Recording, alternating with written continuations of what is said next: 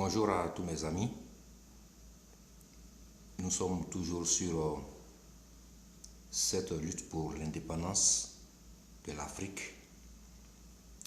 Plusieurs personnes, avec leur science infuse, nous enseignent tous les jours des choses qui nous permettent de comprendre le vrai sens de notre lutte.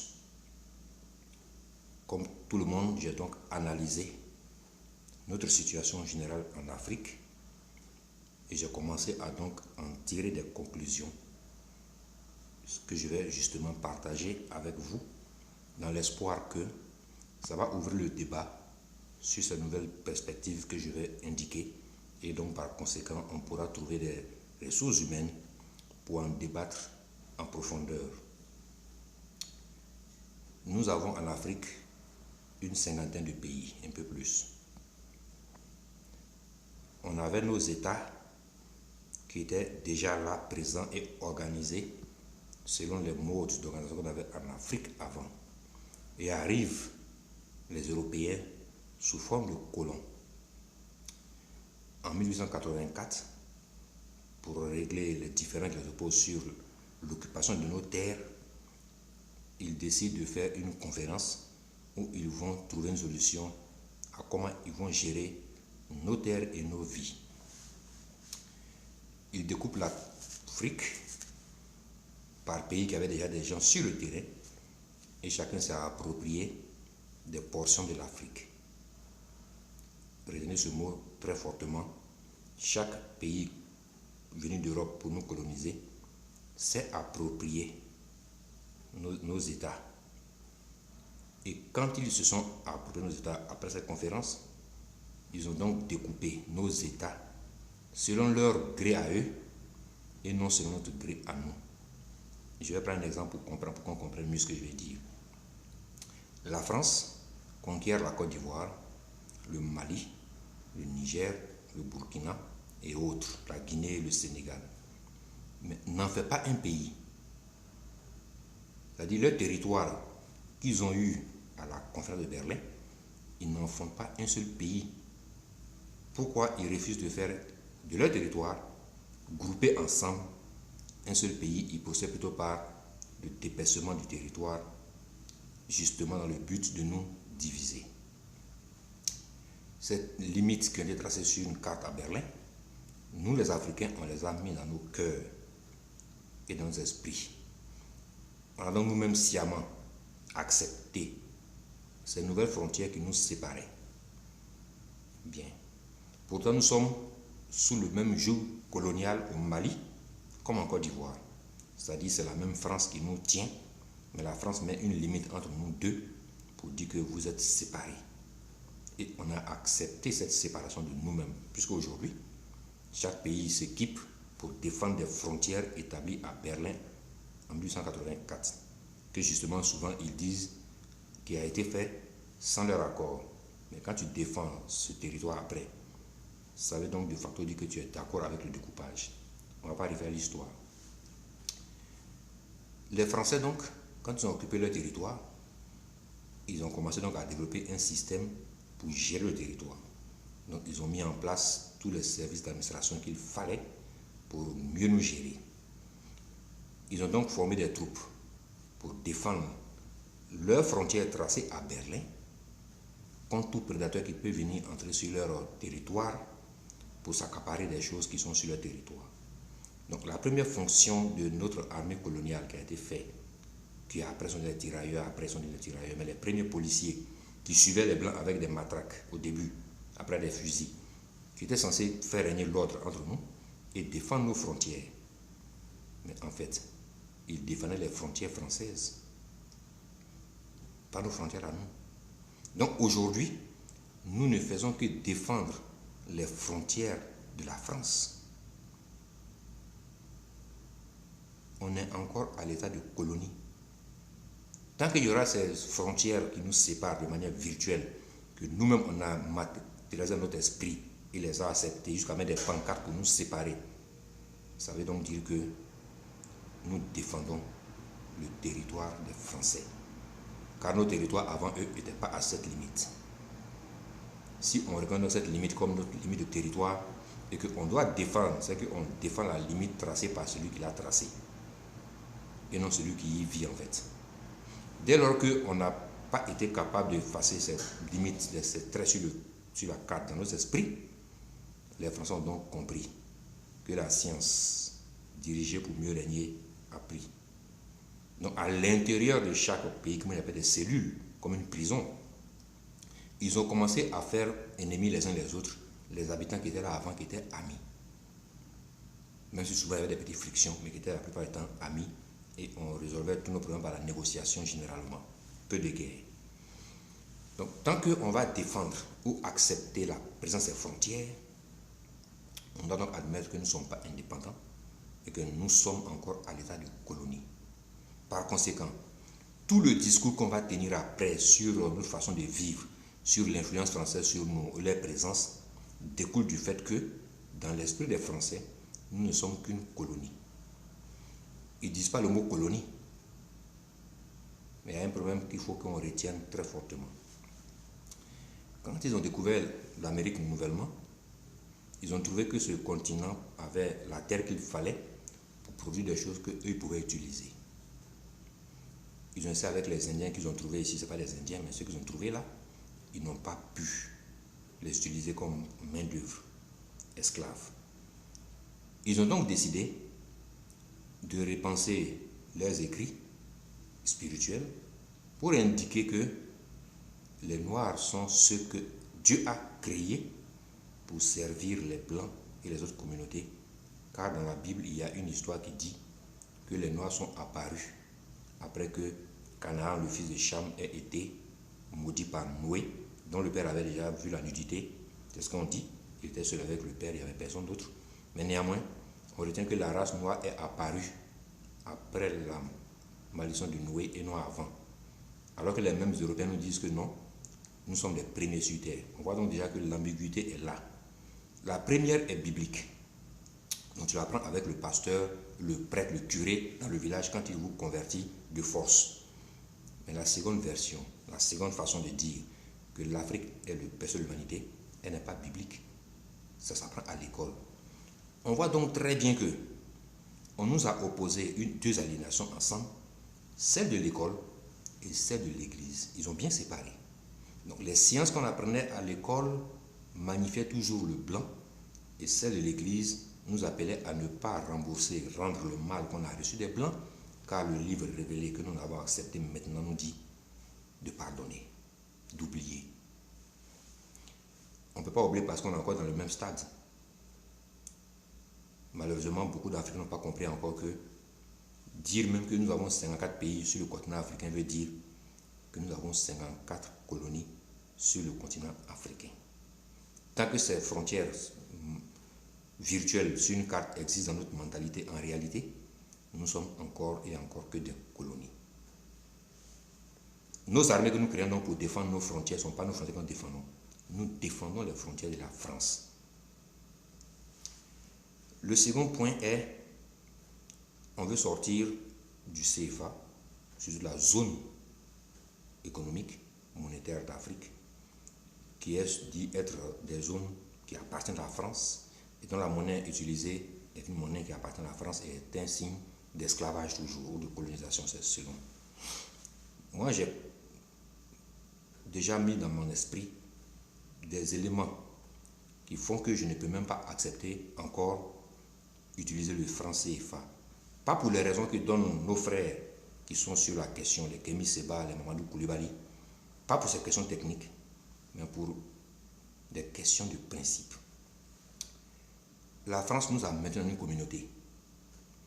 Une communauté a pour but de tisser des liens entre nous, membres de cette communauté, au-delà de nos divergences. Mais qu'est-ce qu'on constate? Ce sont les pays de la communauté qui préparent et provoquent la chute des dirigeants d'un autre État de la même communauté, dans laquelle ils sont, où ils sont censés promouvoir l'entraide mutuelle, la coopération entre eux et la sécurité ensemble. Malheureusement, ce sont les mêmes éléments de la même zone qui attaquent et qui enlèvent ou font et défont les présidents d'un pays de la même zone. Donc le franc CFA ne peut plus être utilisé par moi parce que ce franc qui nous permet de nous mettre en communauté plutôt me met dans une position de faible dans la communauté. Donc on peut m'attaquer comme je veux parce que le second volet est, comme on a des accords sur le franc CFA, il y a aussi des accords pour la protection militaire.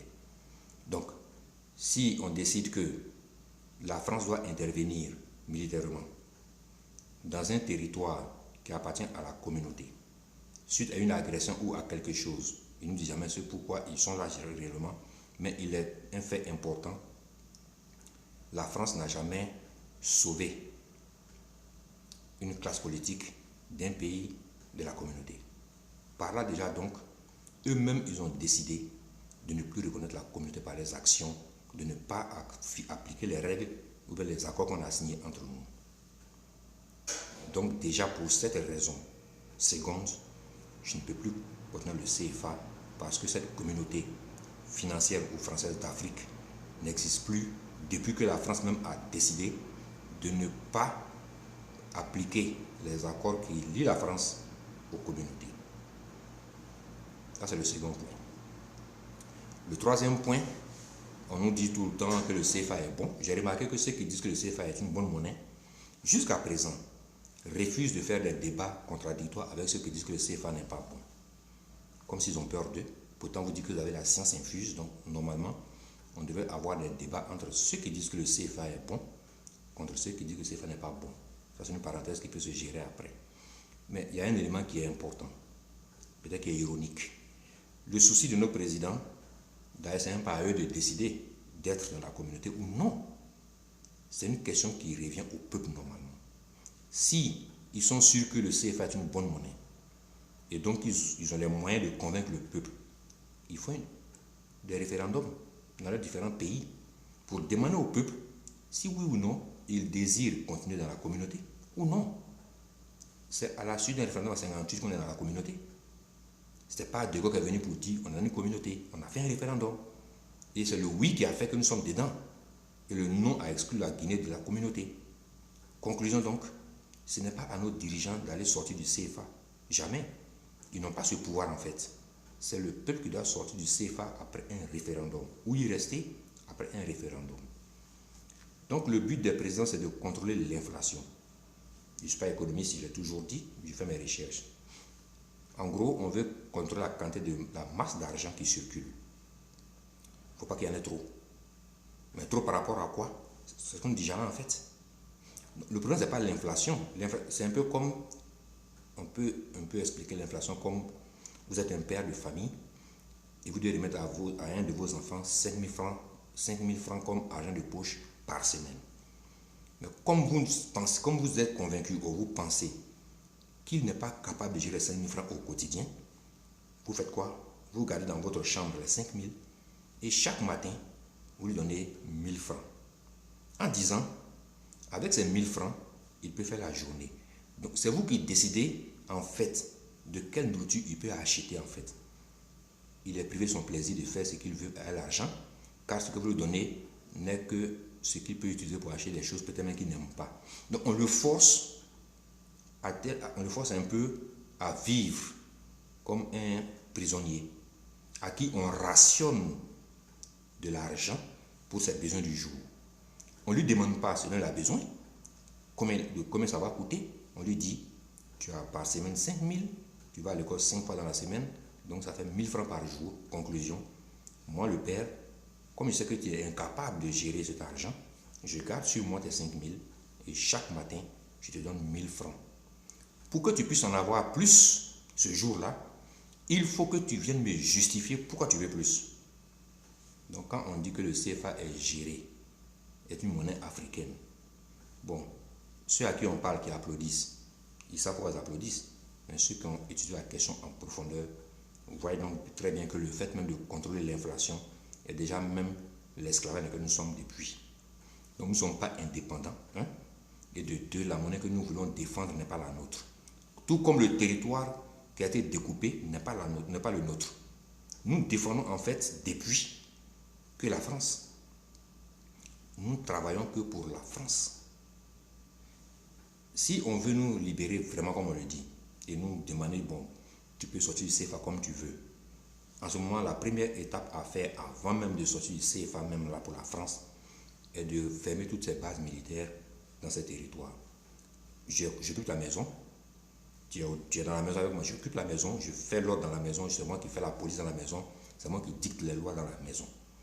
Après un temps, je trouve que je peux me retirer, car je t'ai assez donné d'ordres, de recommandations qui peuvent te permettre justement de t'en sortir tout seul. Mais attention, comme je n'ai pas confiance en toi, je vais laisser mes hommes armés devant ta maison et d'autres dans la maison, dans la cour, pour suivre tous tes mouvements et voir qui tu fréquentes. Pour savoir si tu m'es toujours loyal ou non. Donc on fait un accord pour ça qui est écrit. Maintenant, je laisse mes hommes en armes chez toi, ici chez moi, et on vient t'agresser et eux ne bougent pas. Ça veut donc dire que j'ai déjà cassé moi-même l'accord. C'est cette vérité qu'il faut qu'on dise aux Français. Le CFA, vous-même vous avez cassé l'accord du CFA. Vous avez cassé les accords de défense. Vous avez tout cassé vous-même par vos actions. Car c'est par un référendum qu'on est rentré dans une communauté. Mais quand vous en sortiez pour aller créer l'Union européenne, vous n'avez pas demandé l'avis des Africains quand vous avez modifié vos constitutions. Donc vous modifiez la constitution de laquelle nous on tire notre lien à vous et vous dites que ça ne nous concerne pas cette constitution. Si elle nous intéresse car c'est elle qui nous a mis et qui nous garde dans le statut de colonie. Or, il n'y a aucune différence entre coloniser et esclavagiser. Il n'y a aucune différence pour moi et je vais expliquer pour fermer la parenthèse pourquoi. Je reviens à ce que j'ai dit. Quand ils ont donc découvert cette terre, l'Amérique, et qu'ils ont décidé d'y produire ce qu'ils peuvent utiliser chez eux, ils ont importé les Noirs car ceux-ci étaient plus robustes, résistants et travailleurs que les Indiens. Donc nous faire croire que nous sommes affamés ou mal famés, ça fait rire. Parce qu'un peuple qui ne mange pas ne peut pas faire ce genre de voyage et travailler aussi dur, des longues heures. Ils allaient s'écrouler tous. Ça allait faire comme les Indiens justement. Quand les mouvements de pression ont commencé sur ceux qui étaient esclavagistes, ils ont trouvé un palliatif. Abolir de manière comme ça laminaire l'esclavage et convertir l'esclavage en quoi? En colonisation. On a le même climat que ces pays d'Amérique. Donc, ce qu'on y cultive peut pousser en Afrique. Donc, qu'est-ce qu'on fait? Comme on ne peut pas prendre d'esclaves en Afrique pour les amener en Amérique pour travailler pour nous, car si le nombre augmente trop, ils vont nous envahir et nous déloger de l'Amérique même. On va donc déplacer ce qu'ils produisaient en Amérique et ils vont produire. Ils vont travailler pour nous. C'est ça la colonisation. C'est rien d'autre. Donc c'est l'esclavage en sens inverse. C'est-à-dire, ce ne sont plus les mains-d'œuvre qui vont travailler de manière forcée obligatoire en Amérique pour produire. C'est ce qu'on doit produire qui est déplacé pour trouver l'esclave où il est maintenant.